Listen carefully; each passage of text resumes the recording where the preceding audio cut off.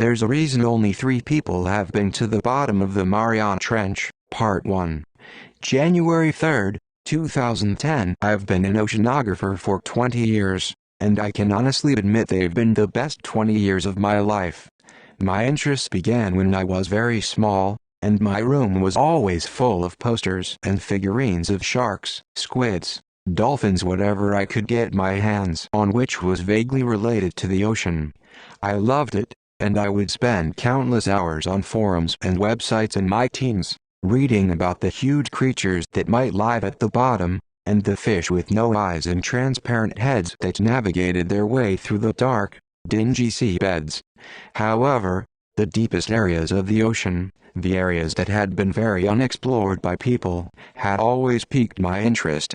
It was this long-held fascination that drove me to pursue my dream career, and what has now led me to the opportunity of a lifetime of pioneering solo expedition to the bottom of the Marianas Trench. I was selected from a list of potential candidates due to my experience in submarines and underwater vessels, and my proficiency at working alone. They said it was to occur in a month's time, over which I will be rigorously trained so that I could make the most out of the opportunity, and indeed so that I may return alive. January 10, 2010. It has been a week since I was made aware of the expedition, and a week of training has passed.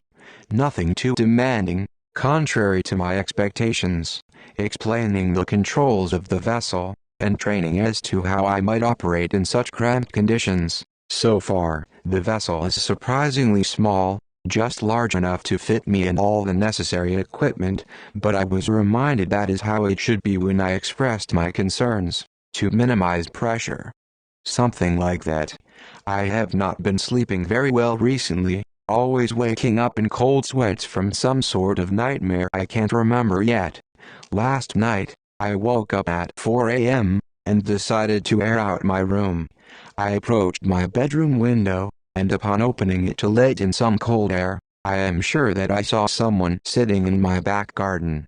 It was very strange, because for the second that I saw them, they appeared very hazy and warped, almost as if I was viewing them underwater when I was above water, and waves and movement of the surface were distorting their image. Silly, I know, to be having nightmares and hallucinations about something so ridiculous. January 23, 2010. Training has continued and I am beginning to feel more at home in the cramped compartment of the vessel.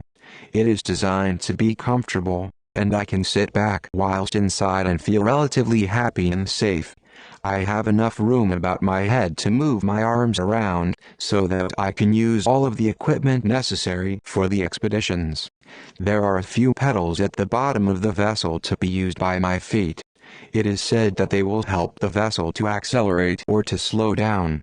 Most of the buttons and handles have a little light installed to say whether they are on or off, or in a certain position, or anything like that.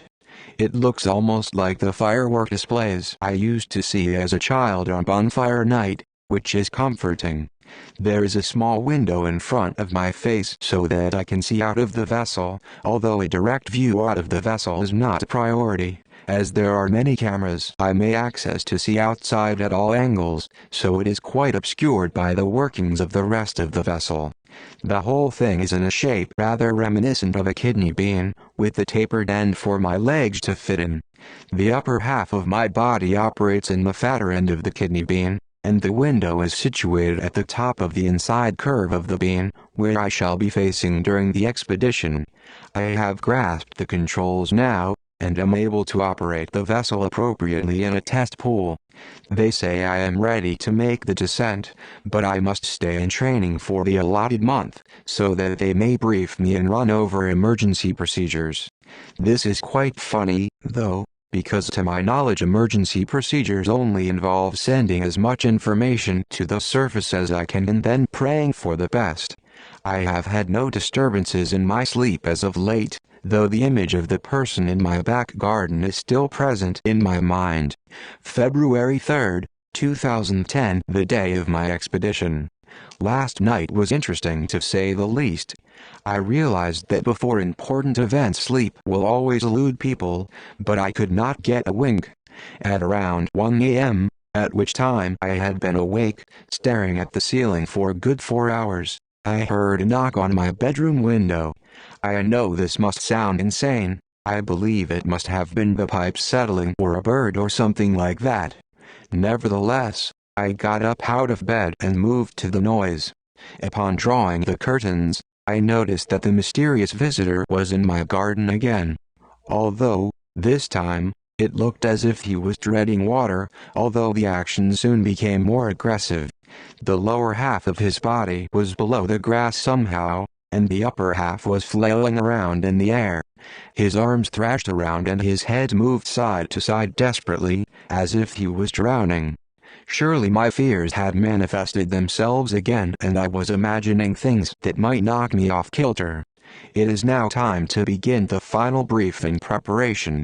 I will be taking my diary on board, and saving the virtual copy onto a memory stick to be stored securely in the vessel.